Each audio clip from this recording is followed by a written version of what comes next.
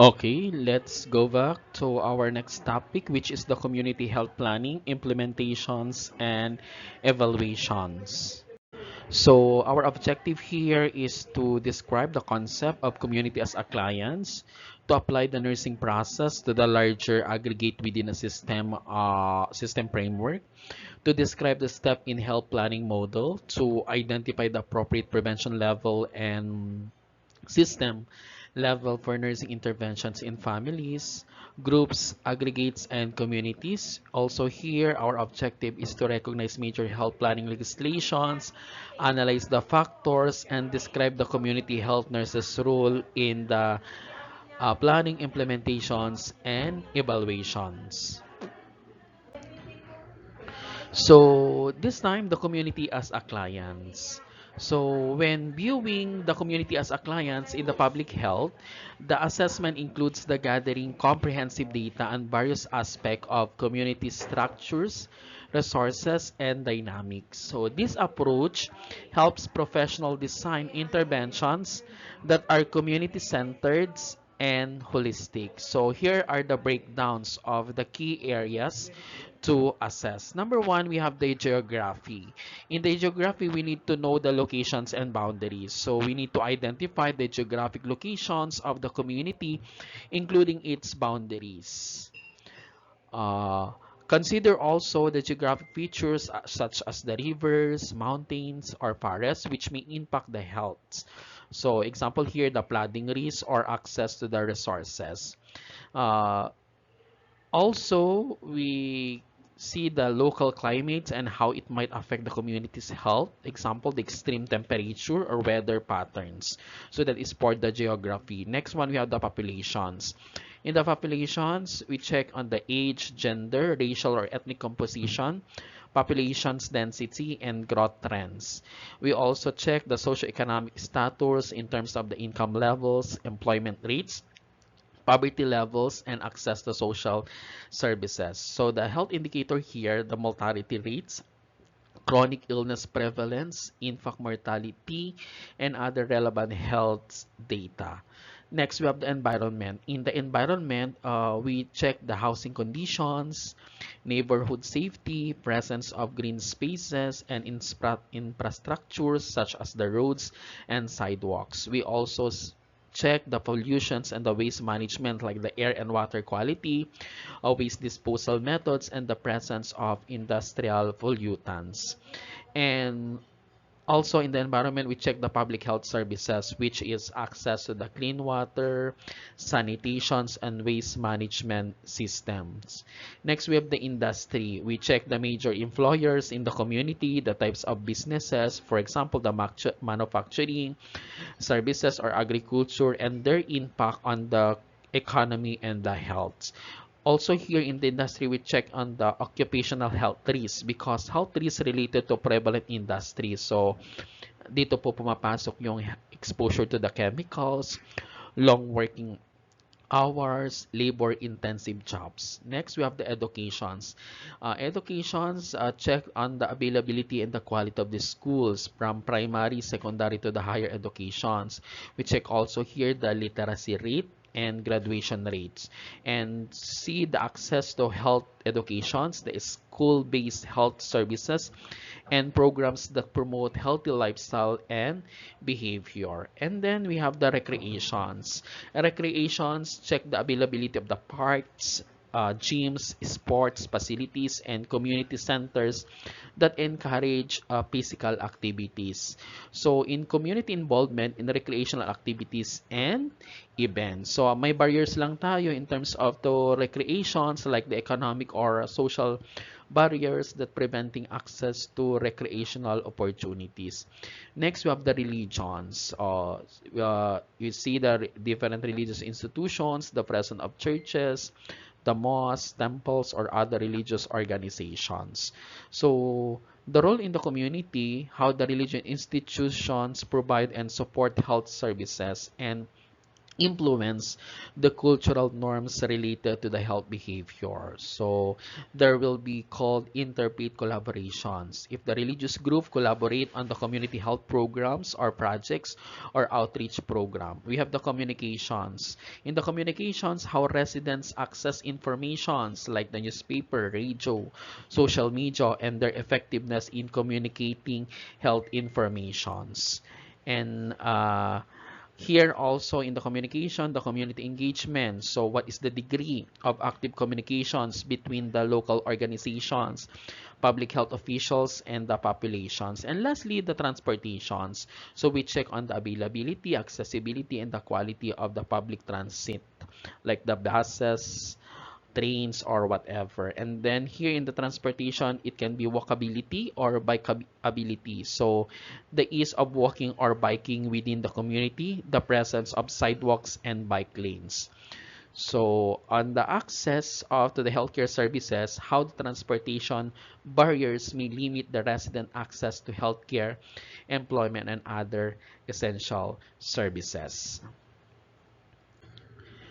Next, we have the political organizations. In the political organizations, understanding how the community is governed, including the roles of the local government officials, the city councils, and the political structures. So, how the local policies and regulations impact on health and social services. So, for example, on the zoning laws, public health ordinances. So the level of public involvement in political process and decision making in the community decision making. Next, community services. A comprehensive inventory of services provided to residents such as food banks, housing assistance, and childcare services.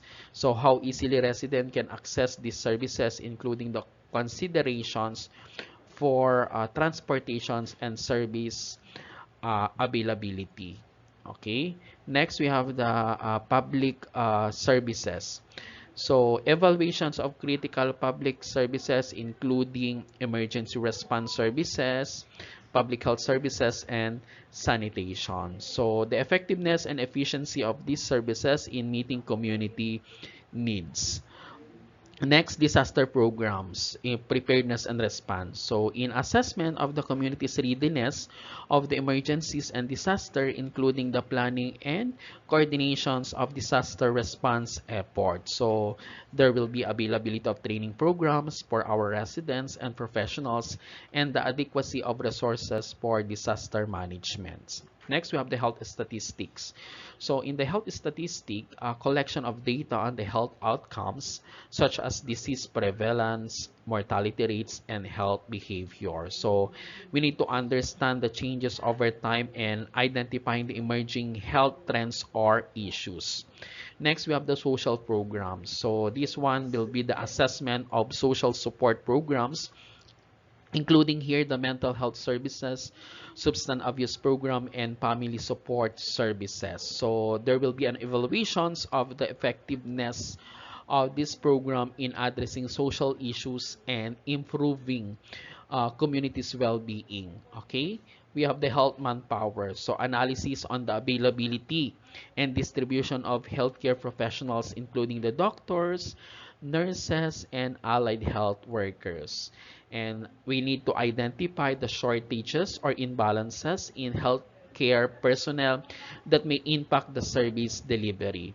Next, we have the community developments. In the community development, we need to review of initiative aimed at the community improvement and development. So including here the urban planning, housing development, and economic growth. So the role of residents and local organizations in driving develop projects and planning efforts.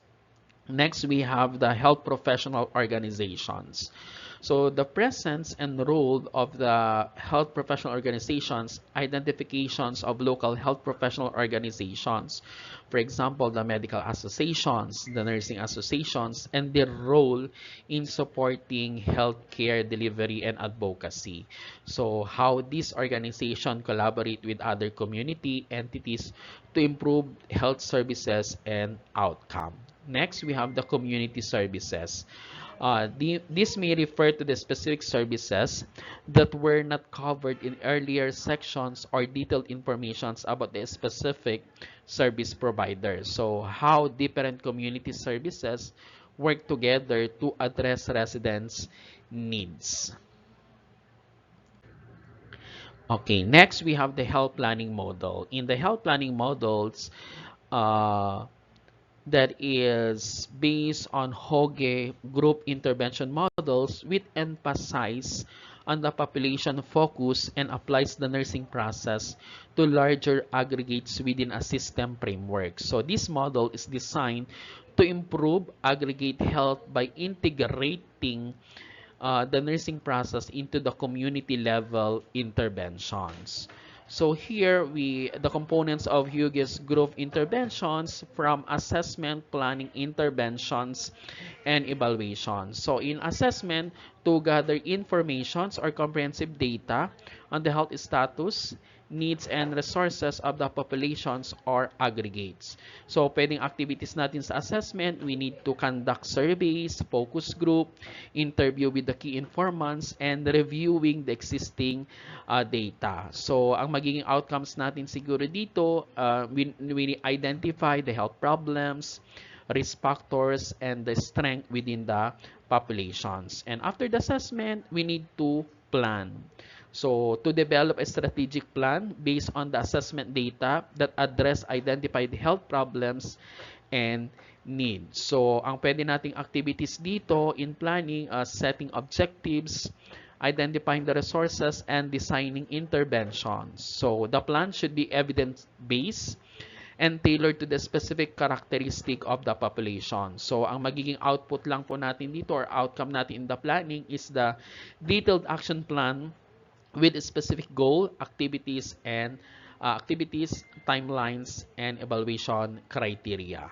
And then we have the interventions to implement and plan intervention and strategies to address the identified health issues. So, ang activity natin dito mga anak, carrying out the health promotion activities, providing services, and mobilizing community resources. So, this may involve the educational programs, policy changes, or direct healthcare services. So, maging output natin dito or outcome, it should be executions of interventions according to the plan with ongoing coordinations and communication with stakeholders.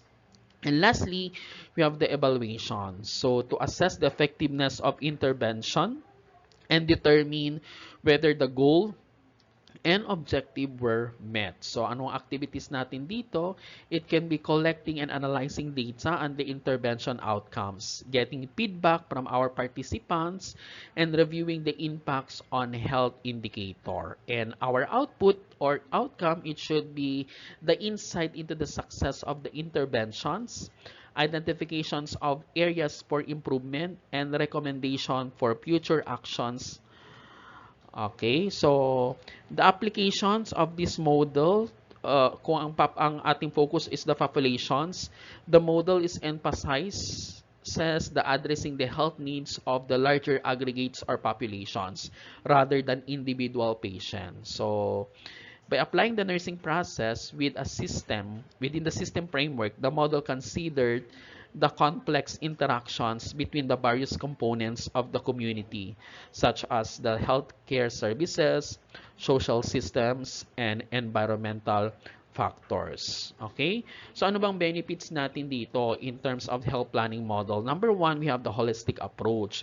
So there will be integrates a broad view of community health and addressing the both individual and systemic factors. We have also benefits the data-driven. So relies on the data collected through the assessment phase to inform planning and implementations. And other benefits, structured process because it provides a clear framework for developing and executing health interventions with defined step of assessment, planning, intervention, and evaluation. So, in short, this model ensure or help ensure the health interventions are systematic, evidence-based, and focus on the improving the health of entire populations while considering the complexities of the community's environment. Okay, punta tayo sa assessment. So, as you can see, here are the activities during the assessment. So, napag-usapan naman na natin yan prior sa last topic po natin. Okay, there are 4 types of needs assessments. So, number 1, we have the express needs. This is needs that are indicated by the actual demand for services and the market behavior of the targeted population. So, ang characteristic lang natin dyan mga anak, it reflects the services that people are actively seeking and using. Based on the observed behavior and patterns such as high usage of certain health services or frequent visit to the clinic. So example, in express needs, high demand for mental health counseling services observed through increased appointments or wait lists for counseling services. So that is example of express needs. Next, we have the normative needs. In the normative needs are identified by health professionals based on the established standards or benchmark. So they reflect a lack, deficit, or inadequacy of services according to the professional guidelines or standards. So ang characteristic lang natin dito na determined by comparing the current state of the services with established standard or best practices. So based on the expert opinion and evidence rather than individual preferences. So ang halimbawa natin sa normative is a shortage of preventive care services in community compared to recommended standard for screening and vaccinations. Okay, third one, we have the perceived needs. Perceived needs based on wants and desire expressed by the target populations or community members themselves. So, derived from individuals' perceptions and feelings about what they believe they need. So, here, collected through surveys, focus group, or interviews where people articulate their desire and preferences. So, dito, example natin ng perceived needs, community members expressing a strong desire for more recreational facilities or wellness program through community forums. And lastly, we have the relative needs. In the relative needs, the gap that shows health disparities between more advantaged and less advantaged populations. So this type of needs highlights the difference in access to and the quality of services across the different groups. So dito nagkakaroon tayo focuses on the inequalities in health and access to the resources among different socioeconomic or demographic groups. So we need to identify the different differences in health outcomes and services access between the advantage and disadvantage groups. So the example here is the lower rates of diabetic management and higher incidence of related complications in low-income communities compared to the higher income communities. So, ayun po, pagdating po sa 4 types of needs to assess. Okay, when determining the priorities for addressing the health needs in the community, there are several key factors are considered to ensure the resources are allocated effectively and interventions have the great impact. Okay, so these are the factors that determining the priorities. We have the aggregate preferences. Okay, consider the preferences and desire of the community or population group by engaging with community members to understand their views on what they feel should be prioritized. Helps ensure the interventions are relevant and well received. So ang method na gagawin natin dito, we can use the survey, focus groups, and public forums to gather these inputs. Okay, next one, we have the number of individuals affected by the health problems. So assess how many people are impacted by the health issues. So prioritize the problem that affect a large portions of the populations. as addressing this can lead to the broader health improvements. So ang data sources natin dito, nak, you can use the epidemiological data, the health survey, and the service utilizations records to estimate the number of affected individuals. Next, we have the severity of the health needs or problems. So we need to evaluate the seriousness of the health issues in terms of its consequences for individuals and the community.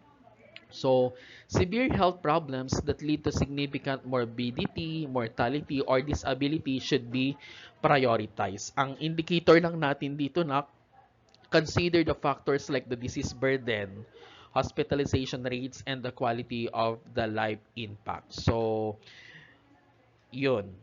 Okay. Next, we have the availability of potential problems. So, we need to determine whether effective and feasible solutions or interventions are available. So, we need to prioritize the problem for which are practical and proven strategies that can be implemented. Okay, it should be evidence-based practice. So we need to review the existing research and best practices to identify the effective interventions. Next, we have the practical considerations. So assess the availability of the skills, time and resources required to address the problem. So we need to prioritize based on what can be realistically be achieved with the resources available. We also have the capacity. So we need to consider the organizational capacity, funding, and logistical support when planning the interventions. Okay, so using the framework to refine the priorities. So sa framework ni Maslow hierarchy of needs, Maslow hierarchy prioritize needs from the basic physiological needs. So the example, the food, the water, and the shelter, to the higher level needs, which is the safety, social belonging, esteem, self-actualization. So you use this framework to ensure that the foundational needs are addressed before higher level needs. So for example, ensuring access to basic health care and nutrition might take precedence over more complex health interventions. Next, we have the level and Clark's level of preventions. So this level of, or this model categorized prevention into primary. So from preventing the onset of the diseases, from the secondary, which is the early detections and treatment, and the tertiary, which is reducing the impact and improving quality of life for those with the disease. So in the application, we need to prioritize based on the level of prevention from the primary, secondary, or tertiary. So for instance, the primary prevention strategies might be prioritized for widespread issues, while tertiary preventions might focus on the chronic disease management. So, for example, in prioritization, so assess and aggregate the preferences. So, we need to conduct community survey to understand the health issues that residents are most concerned about. And then, we need to evaluate the number of affected individuals and analyze the data or the health data to determine how widespread the problem is. And then determine the severity. So in determining the severity, consider the impact of the health issues on quality of life, disability, and mortality. Okay, so by the systemically evaluating this factor and using frameworks like Maslow's and Levels and Clark's, public health professionals can make informed decisions about which health issues to prioritize, ensuring the interventions are both effective and feasible. Uh, community involvement is need or community involvement is in need for crucial for effective health planning and interventions. So, engaging with the community and understanding their needs and priorities help ensures that health programs are relevant, accepted, and successful. So, the concept of empowerment plays a central role in the process. So, it is helpful consider the five sphere of empowerment to guide the community engagement effort. So, what are the five sphere of empowerment? We have the interpersonal which is the personal empowerment. So, individual growth and self-efficacy. So, pwede natin gawin dito mga anak, provides individuals with knowledge, skills, and confidence to take charge of their own health and well-being. So, this may include education on health management, self-care techniques, and personal decision making. Ang goal natin dito is to empower individuals to make informed choices and take proactive steps in their health. Okay? So that is interpersonal. Next, we have the intragroup. Intragroup, that is small group development.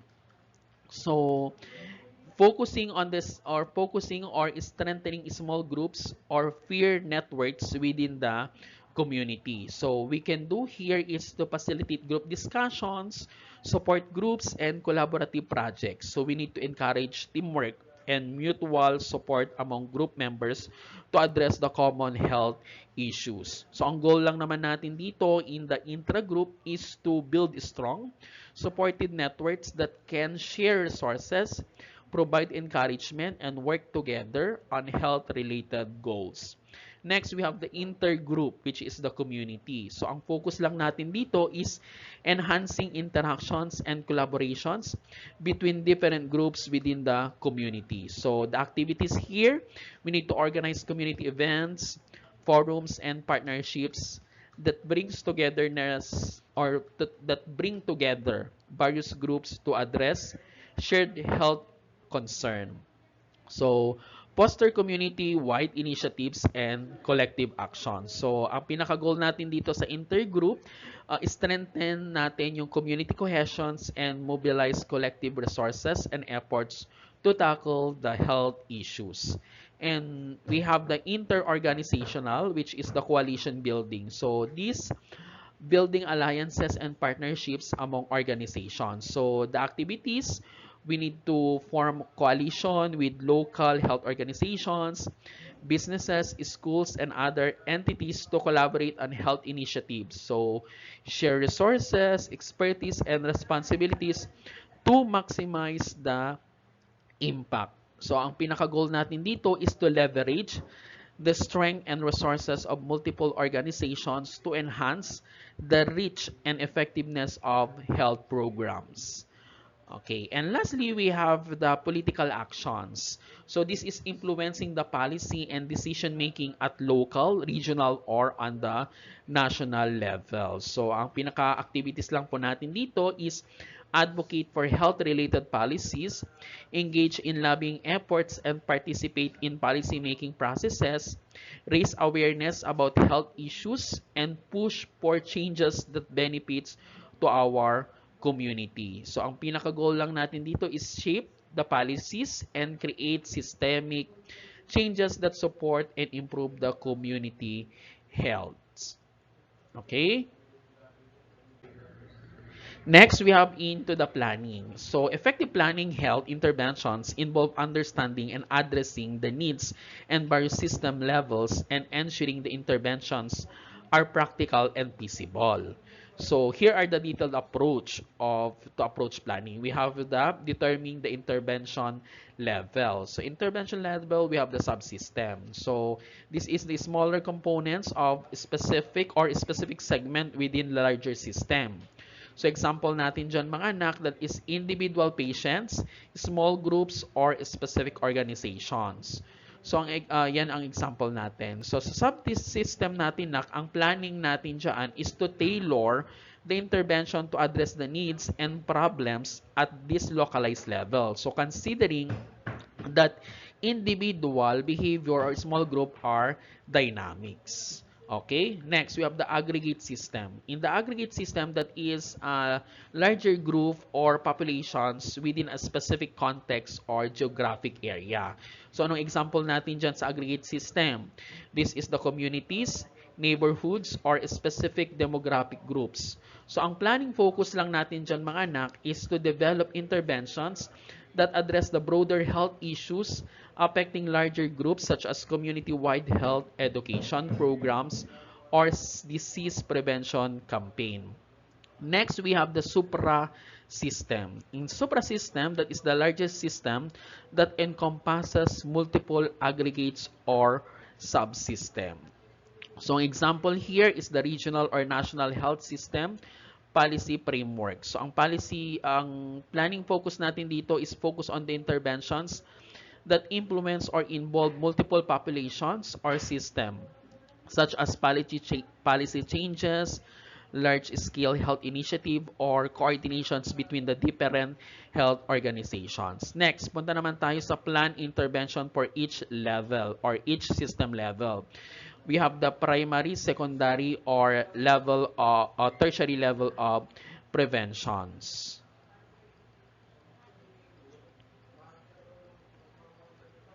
Okay.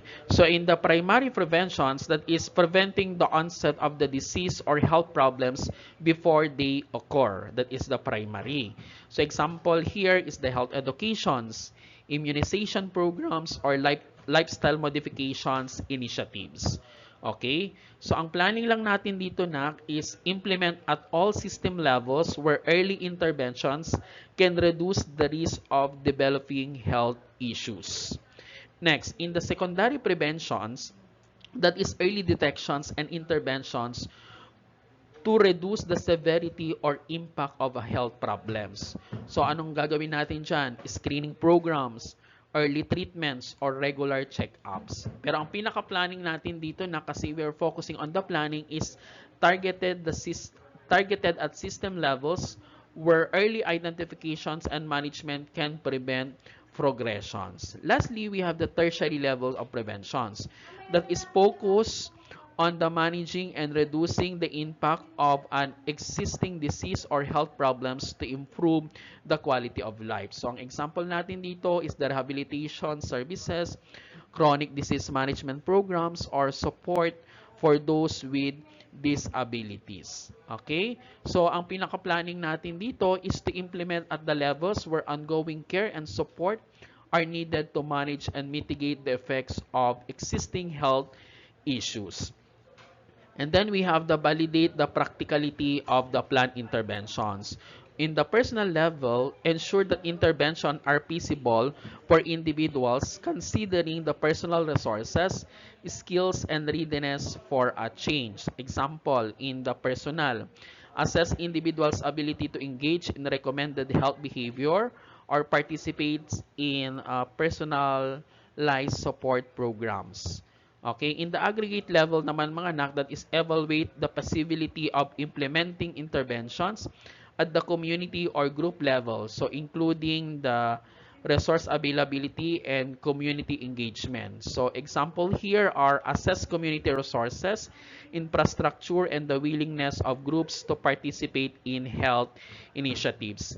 In supra-system level, analyze the practicality of the large-scale interventions, including coordinations among multiple organizations, funding, and policy support. So example here, evaluate the feasibility of the national health policies or large public health campaigns, considering available resources and logical challenges. So in summary mga anak, determine whether the intervention are needed at the subsystem, aggregate system, or supra-system level. Choose an appropriate prevention strategies. Apply the primary, secondary, or tertiary preventions that measure based on the nature of the health problems. And ensure that the planned interventions are practical and sustainable across personal, aggregate, and supra-system level. By systematically addressing this aspect, health planners can design and implement effective interventions that are well suited to the specific needs and context of the different system level. Okay, let's proceed to the goals and objectives. So when setting the goals and objective for health planning, it is important to clearly define what you aim to achieve and how you measure the progress.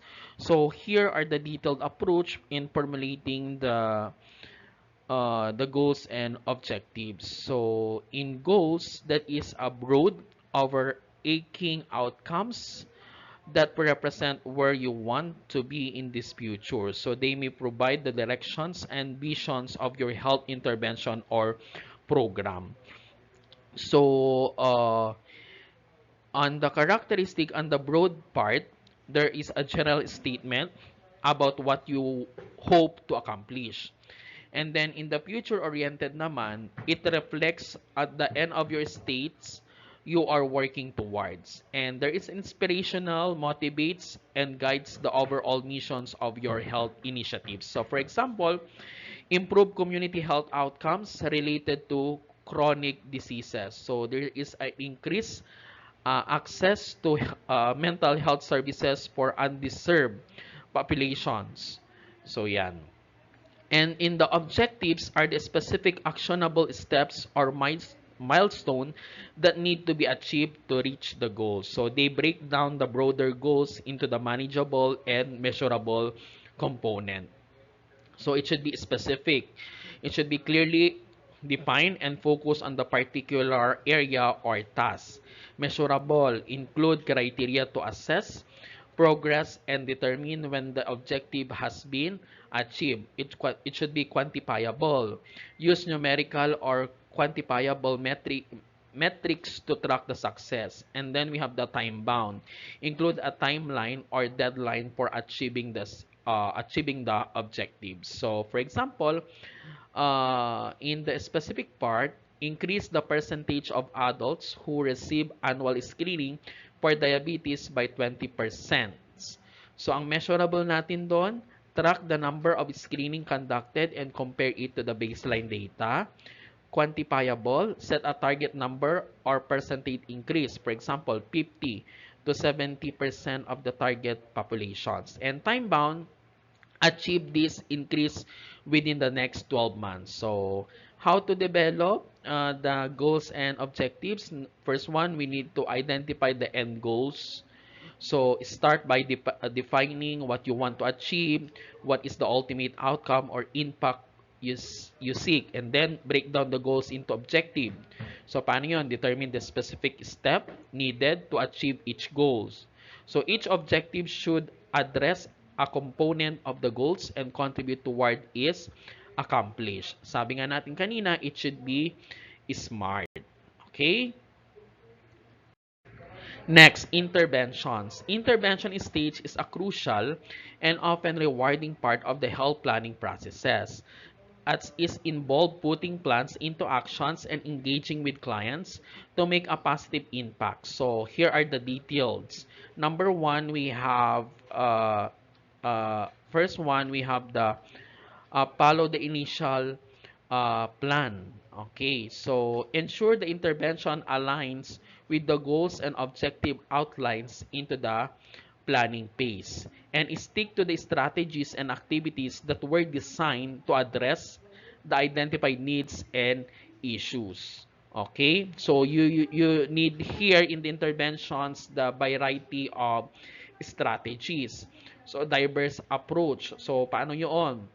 Implement a mixed strategies to reach different segments of the populations and address the various aspects of the health issues. Okay, for example, health educational workshop. So you can provide knowledge and skills through interactive sessions. Ano pa? Community events. So magkaroon tayo ng engage with the community through fairs, health screening, or demonstrations. Or it can be digital media. So use the social media, website, and apps to share informations and engage with the wider audience. Pwede rin yung printed materials. Paano yung printed materials natin? Distribute brochure, flyers, and poster to provide informations and resources. And then, prepare for unexpected problems. So you need to have the contingency planning. So anticipate potential challenges and have backup plans in place. This include logistical issues, resistance from the community, or unexpected changes in the resources. And we need to be flexible. Be ready to adapt the intervention plan as needed in response to unforeseen circumstances or feedback. And then you use the various types of media for disseminations. We have the multi-channel approach.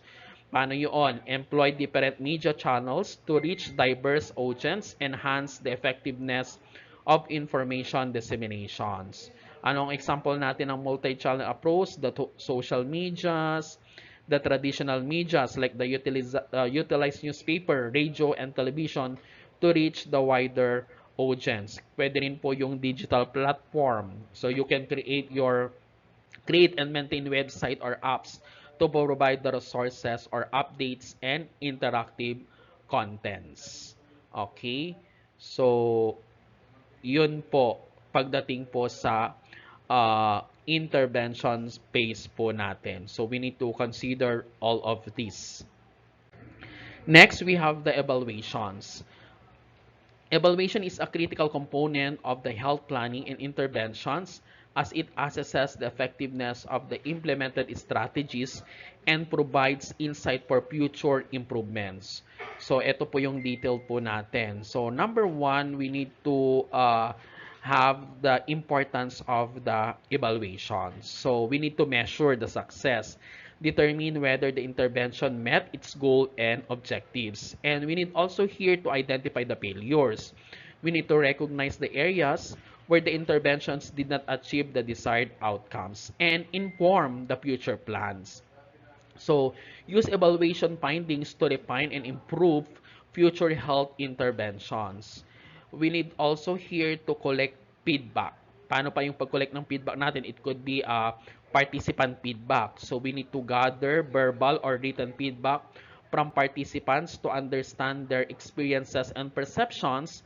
These can provide valuable insights into the effectiveness of the interventions and areas for improvement. So, what are the methods? It can be interviews, surveys, or it can be focus group or feedback forms. And then we need also here to conduct a detailed analysis of the intervention process, outcomes, and participants' feedback. Okay? And then we need to reflect on each previous stage. So we need to reflect from assessment down to evaluation. So in the assessment, we need to review the initial needs assessment to evaluate if the intervention address the identified needs and priorities. In the planning piece naman, we need to examine the planning stage to determine if the objective were realistic and if the strategies were effectively implemented. In the intervention naman, we need to analyze the intervention phase to assess the executions of the planned activities. It can be the use of resources and adaptability to unexpected problems. Okay, and then we need also to determine the strength and weaknesses. In this strength, identify the aspect of the interventions that were successfully contributed to achieving the goals. This might include effective strategies, strong community engagement, or high participants satisfactions. And weakness also, we need to recognize areas where the interventions fell short. This could involve challenges with implementations, gaps in communications, or insufficient resources. And lastly, we need to communicate follow-up recommendations. So, prepare a comprehensive report that includes an overview on the evaluation processes, key findings, and recommendations for improvement. So, in the component here, we have the summary of the objectives, methods of uh, methods of use, results, and conclusions. Okay, share result. We need to communicate the result to the stakeholders, including the uh, participants, community member, and the partner organizations. So, yon. So, it can be written format, presentations, or meetings.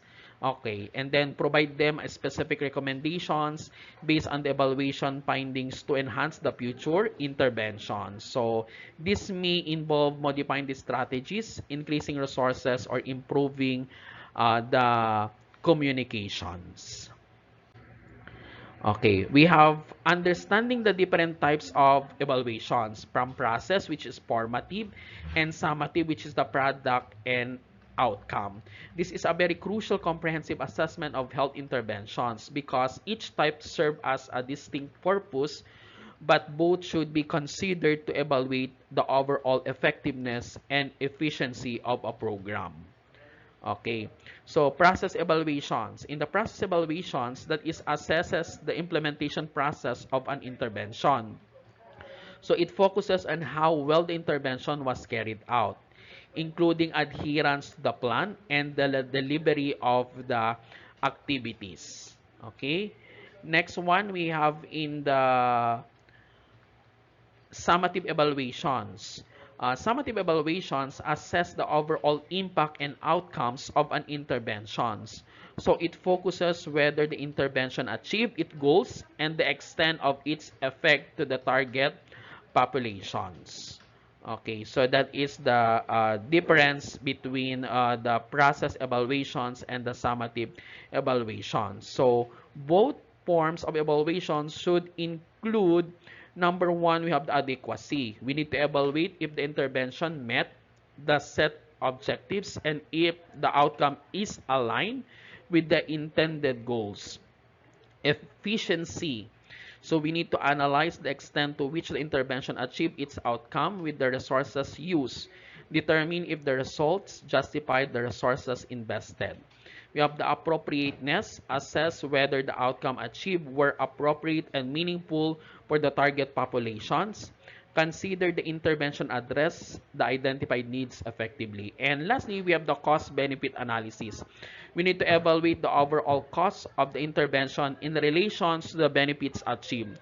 This includes assessing the return on investment and the impact of the interventions on the target populations.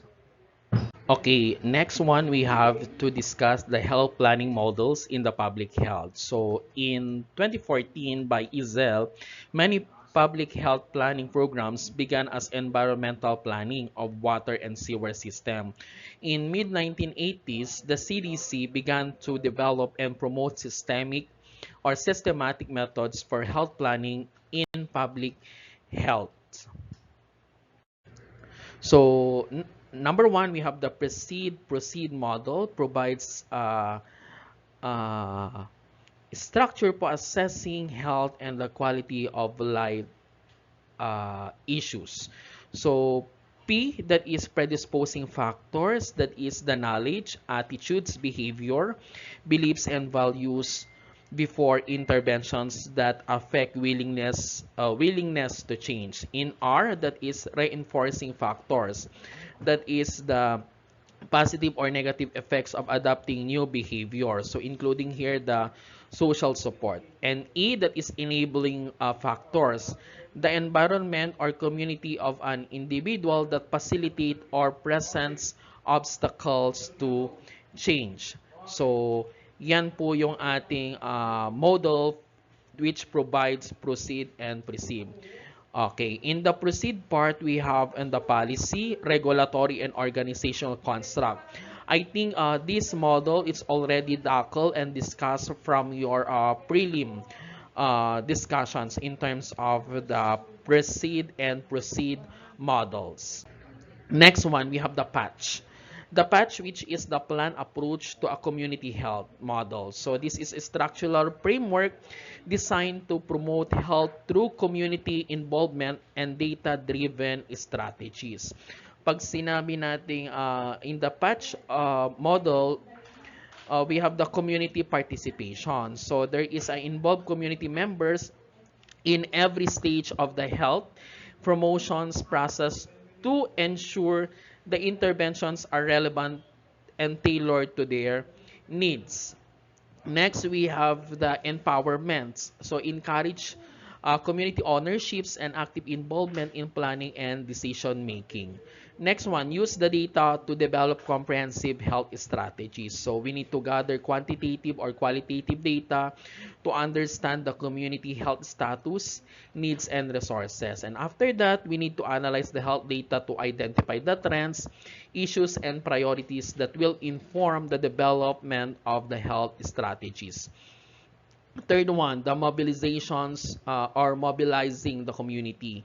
So here we build partnership. So establish and strengthen a partnership with local organizations, stakeholders, and leaders. So we need to leverage community resources, including human, financials, and organizational asset to support the health initiatives. Next one, fourth one, we have the collecting health data. So method use, we use the survey, focus group, interview, and other data collection methods to gather informations on health behaviors, needs, and conditions. So we need to evaluate the data to determine the health priorities and guide the development of the target interventions. And after that, selecting the health priorities. So based on the data analysis, identify and prioritize the key health issues that need to be addressed and engage them in the engage the community member and stakeholders in the decision-making process to ensure that selected priorities reflect community needs, and interests.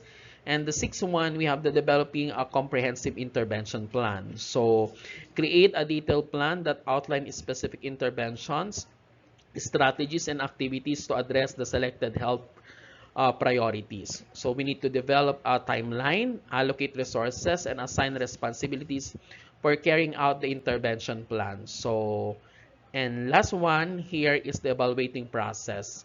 So assess the implementation of the intervention plan to ensure that it's being executed as planned. So evaluate the effectiveness of the interventions in achieving the desired health outcomes and improving community health. And here in the evaluation process, we need to evaluate the result to make necessary adjustments to the intervention plan and inform future health problems effort. So yan po yung patch natin. The patch model na ginagamit po natin. So by following the patch model, health professionals can create and implement effective health promotion strategies that are community driven, data informed, and responsive to the needs of the populations. Next, we have the APEX PH program or the Assessment Protocol for Excellence in Public Health. Okay, so this program is a valuable tool for enhancing the public health system through a structured process of self-assessment and continuous improvement. Okay, so dito, papasok yung voluntary process. So, there will be an organization and communities to choose to engage in the APEX PH process voluntarily, aiming to improve their public health system and practices. And then we have the commitment. So participants should commit to a true self-assessment and a continuous improvement process. Next one, we have the organizational and community self-assessment. So evaluate the current public health practices, services, and system to identify strengths and weaknesses and areas for improvement. So we need to focus on the areas, the various aspects of public health, including the infrastructure, service delivery, and community engagement. And we have the plan improvements. In the plan improvements, develop a detailed plan to address identified weakness and enhance the public health practices and system. So, yun. And then we need to continuing evaluations and reassessment. So, regularly evaluate progress and towards improvements and goals and reassess the public health system to ensure the continuous enhancement. Okay? So, yun po. And then emphasizes community self-assessment. So, engage community members in the assessment process to ensure that their needs and perspective are being considered. And encourage them also, the communities, to evaluate their own public health system and practices to foster local ownership and accountability. So, yun po yung pinag-uusapan in the APEX PH. Okay, so by using the APEX PH program, public health organizations and communities can systematically assess their strength and areas for improvement, develop target action plans, and continuously enhance their public health system and services. Next, we have the MAP models or the mobilizing for action through planning and partnership models. So this is a comprehensive framework designed to improve community health by engaging stakeholders conducting through assessment and developing strategic plan. So number one there is the mobile community. So involves a diverse group of community members, organizations, and leaders to build a coalitions for health improvements. Dito rin nagkakaroon ng established strong partnership and collaborative relationship to support the planning process and ensure the broad community involvement. Number two, guide community towards shared visions. So we need to create a shared visions and mission statements that reflects the community's values, goals, and aspirations for health improvement. So we need to ensure that all stakeholders are aligned with the visions and are working towards the common objective. And lastly, conduct for assessment. So yung for assessment natin, we have the community strength. So we need to evaluate the community's existing strength, resources, and assess that can be leveraged to support health improvements and effort. Okay. Then we have the local health system assessment. We need to assess the current local health system, including the healthcare providers, services, and infrastructures. And then we have the health status. We need to gather data on the community's health status, including the health indicator, outcomes, and risk factors. And then lastly, forces of change assessment. So examine the external and internal factors that may impact the community's health and the effective of health interventions. That is for the MAP model. So by following the MAP model, communities can systematically address health issues, leverage their strength, and create effective strategies for improving the public health through the collaborative planning and actions. Okay, in the health planning, at the various level, from the national, state, and local and national level, encompasses a range programs and policies aimed for the improving healthcare system and addressing the community health needs. Okay, so we have the Hill-Borton Act. So ang Hill-Borton Act natin that is enacted to provide federal funds for the constructions and modernizations of hospitals and other healthcare facilities. It aims to improve the availability and quality of healthcare services, especially in undeserved and rural areas. Next, we have the regional medical programs. Part of the Great Society health initiatives and sought to improve the quality of medical care through regional cooperations and establishments of the medical centers of excellence.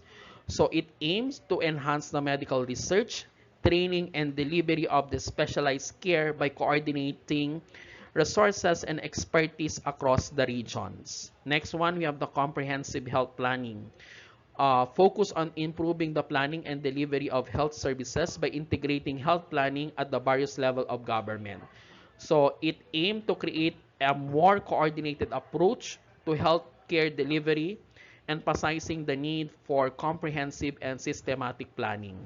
Next, we have the Partnership for Health program. So strengthen partnership between the public health agencies, private organizations, and communities to address the health issues collaboratively. So to improve health outcomes by fostering the cooperations and shared responsibility in health promotions and disease preventions efforts. Next, we have the certificate of needs rather. In the certificate of needs, the program required healthcare providers to obtain state approval before constructing new facilities or expanding existing ones. It aims to control the healthcare costs and prevent unnecessary duplication of services by regulating the growth of healthcare facilities and services. And lastly, we have the National Health Planning and Resources Development. Establish a framework for national health planning, focusing on improving the organizations, delivery, and the quality of healthcare services. So it's created mechanism for health planning at both national and state level and promoted resources development to address the healthcare needs effectively. Okay, so that is the health planning federal legislations. Okay, so these health planning initiative have played significant roles in shaping the healthcare landscape, addressing the community's health needs, and improving the overall effectiveness of health system across the various level. Okay, health planning legislation is indeed significantly influenced by political climate and priorities of the administrations in power. So these are the closer look at how different administration have impacted the health planning. So we have the influence of political administrations. Okay, we have Reagan administration. So in Reagan's administration emphasized reducing the government involvement in healthcare and promoting competitions within the healthcare system. Okay, so the administration encourage the competitions among healthcare provider to improve efficiency and reduce the costs. So include here the deregulating some aspect of healthcare and reducing federal funding for certain programs. Okay. We have the Clinton administrations. Ang aim naman nito to reform the healthcare system through a comprehensive approach that included national planning and reform mechanism. So the administration proposed significant overall whole of the healthcare system known as the Clinton Healthcare Plan, which sought to improve access to care, control costs, and establish a national health planning framework. So the plan included efforts to revitalize health planning at the national level, emphasizing the needs for better coordinations and comprehensive planning. So yan naman po yung Clinton administration. So the implications of these two is each administration approach to health planning reflects its broader policy priorities and ideologies, influencing how health services are organized, delivered, and deregulated. So nagkakaroon tayo ng competitions versus coordinations. Okay? And then we have the Affordable Care Act. In the Affordable Care Act, that is represent a significant overhaul of the U.S. healthcare system with the goal in increasing access to affordable healthcare. Okay, so the provision is reduce premium costs. So the ACA or the Affordable Care Act provided tax credits and subsidies to lower of the cost premium for working families and small businesses, making health insurance more affordable for many Americans. Okay? So we have the cap out of pocket expenses. So set limits on the out of pocket expenses for covered services, protecting individuals from existing medical costs and providing financial predictability. Next, we have the preventive care coverage that is mandated that preventive services such as vaccination, screening, and counseling be covered without any out-of-pocket costs to be insured. Okay? Next, we have the coverage of pre-existing conditions. So, the Affordable Care Act prohibited health insurers from denying coverage or charging higher premiums based on the pre-existing medical conditions. So these provisions ensure that individuals with pre-existing conditions could obtain health insurance and access necessary medical care. Okay, so that is for the Affordable Care Act. So the Affordable Care Act represented a major shift in the U.S. healthcare policy, aiming to expand the access to insurance, to reduce the cost, and improve the quality of care.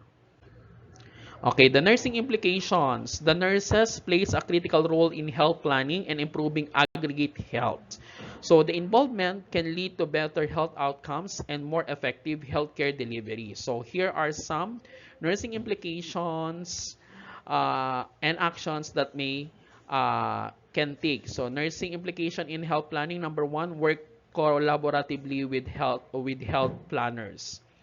So nurses should, alongside health planners, policymakers, and other healthcare professionals, to design and implement health programs and interventions. So their frontline experience provides valuable insight into the patient's needs and care delivery. Okay? Next, we have the fuse technology with knowledge. So utilize the technology such as electronic health records, data analytics, telehealth to enhance the patient care and streamline health process or health planning processes. We have the become directly involved in the planning process.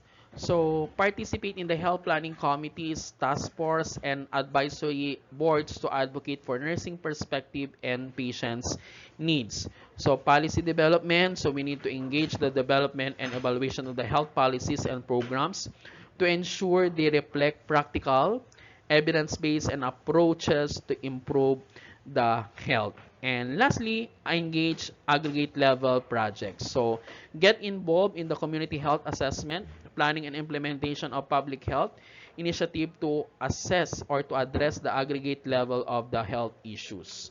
Okay, so that is for the nursing implementations that you need to know. So in the benefits of the nursing involvements, it could be enhance the health outcomes, okay, patient-centered care, improve coordinations. So by actively participating in health planning and leveraging their expertise, nurses can significantly impact the development and implementation of effective health policies and programs, ultimately enhancing the health and well-being of the populations they serve.